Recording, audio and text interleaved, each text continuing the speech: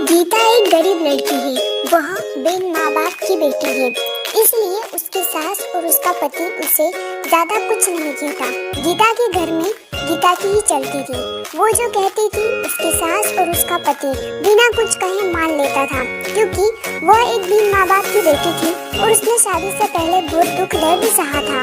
गीता घर का कोई काम नहीं करती थी। उसके घर का सारा काम उसका पति और उसकी सास करती थी और कुछ काम उसकी बेटी भी करती थी। गीता तो रोज अपना पर्स लेकर बाहर घूमने चली जाती थी। गीता को कोई कहता भी नहीं था कि वो इस तरह रोज बाहर न जाए या घर का काम करे। घर का काम उसका पति और उसकी सास कर लेती थी। लेकिन एक दिन उसके पति को उसकी सास ने कहा कि बेटा, गीता को ना रोको टोको तो उसको समझाओ कि इस तरह रोज बाहर जाना सही नहीं होगा। हाँ, वो बाहर जा सकती है, पर वो अगर कभी कभार जाए तो ठीक है, लेकिन अगर वो इस तरह रोज बाहर जाएगी तो हमारे समाज के लोग क्या कहेंगे। ये सब सुन के गीता का पति बहुत परेशान रहने लगा। उसे समझ ही नहीं आता था कि वो करे तो क्या करे। अगर वो गीता को कुछ कहता था तो गीता नाराज हो जाती।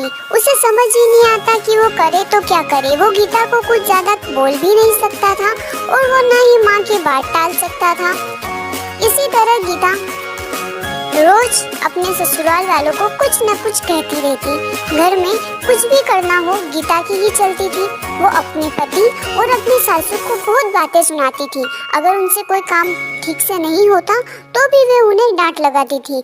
फिर भी उसका पति और उसकी सास चुपचाप उसकी सारी बातें सुनते रहते थे, ये सोचकर कि कभी न कभी गीता को एहसास होगा कि वो जो व्यवहार करती है वो सही नहीं है। हम उसे लाड़ प्यार करते हैं, इसका मतलब ये नहीं कि वो हवा में उड़ने लगे। पर ये बात कभी उसके ससुर ने और उसके पति ने उसके मुंह पर नहीं कही। उन्हें सिर्फ इसी बात का विश्वास था कि कभी न कभी उसे इस चीज का एहसास होगा। एक दिन ऐसे ही गीता अपनी सहेली रश्मि से मिलने जाती है। वो दोनों काफी दिनों के बाद मिलती है। रश्मि उसको सारी बातें बताती है कि कैसे उसकी सासू उस पर अत्याचार करती है और उसका पति भी उसकी सास की मदद करता है, उसे कुछ नहीं कहता।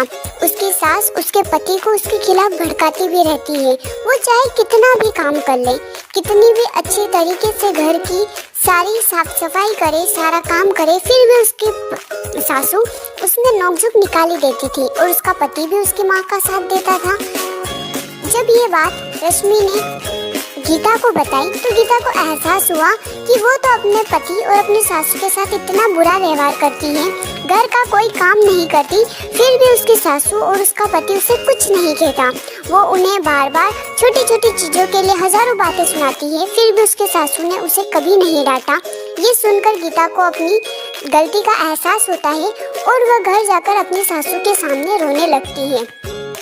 उन्हें सब बात बताती है कि उसे उसकी गलती का एहसास हो गया है कि उसने कितना गलत किया। तब उसकी सास उसे कहती है कि बेटा रो मत, हमें विश्वास था कि तुम्हें एक न एक दिन अपनी गलती का एहसास होगा और तुमने गलती चाहे कैसी भी की हो, लेकिन तुम्हें अपनी गलती का एहसास हो गया, बस यही बड़ी बात है। अब हम सब साथ मिलकर हंसी खुशी रहेंगे। तुम बिल्कुल शोक मत मनाओ, क्योंकि हमें पूरा भरोसा था कि तुम एक अच्छी लड़की हो और तुम्हें एक न एक दिन अपनी गलती का एहसास जरूर होगा। इसके बाद गीता और उसका परिवार साथ मिलकर हंसी खुशी रहने लगा। वो सब मिलकर सारा काम करते और हंसी खुशी जीवन यापन करते। अगर आपको स्टोरी अच्छी लगी हो तो वीडियो को लाइक और चैनल को सब्सक्राइब जरूर